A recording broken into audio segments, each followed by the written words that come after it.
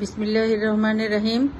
সম্মানিত উসমানীনগর, বিশ্বনাথ এবং সিলেটবাসী,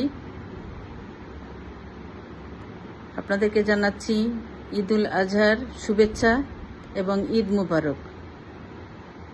ঈদুল আজহা একটি বিশেষ দিন, ত্যাগের মহিমান্বিত একটি দিন এবং ইসলামের বিধান, সেই অনুভূতিকে ধারণ করেই আমরা ঈদুল আজহা পালন করে থাকি প্রতি বছর।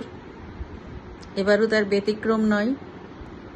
তো আমি আমার পক্ষ থেকে দেশে এবং প্রবাসে যে ভাই বোনেরা রয়েছে বিশ্বনাথ, উসমানীনগর এবং সিলেটের সবাইকে ঈদের শুভেচ্ছা অভিনন্দন জানাচ্ছি এবং ঈদ মুবারক জানাচ্ছি।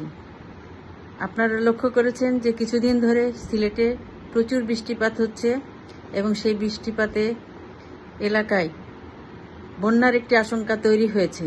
অনেক জায়গায় বাঁধ ভেঙে গিয়েছে এবং এলাকা প্লাবিত হচ্ছে।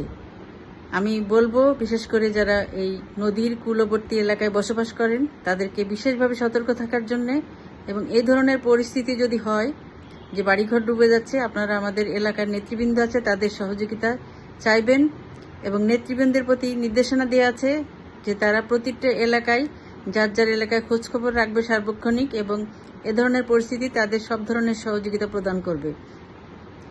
প্রবাসী ভাইয়েরা সবসময় এই বন্যার্ত মানুষদের সহযোগিতা করে আসছেন এবং সবসময় তারা যোগাযোগ রাখেন, আমি জানি। তারপরেও আমি বলবো যে আপনারা তাদের প্রতি খোঁজখবর রাখেন এবং এই ধরনের পরিস্থিতিতে আপনাদের সহযোগিতার হাত বাড়িয়ে দিবেন। আজকের এই পবিত্র ঈদুল আজহায় আমরা দোয়া চাচ্ছি আমাদের পরিবার এবং ইলিয়াস আলী, তার গাড়ি চালক আনসার আলী সহ সকল গুমকৃত নেতাদের জন্যে, তাদের জন্য দোয়া করবেন। আমি আপনাদের জন্য দোয়া করি। আপনারা সুস্থ থাকুন, ভালো থাকুন। আপনাদের সাথে আবার দেখা হবে ইনশাল্লাহ।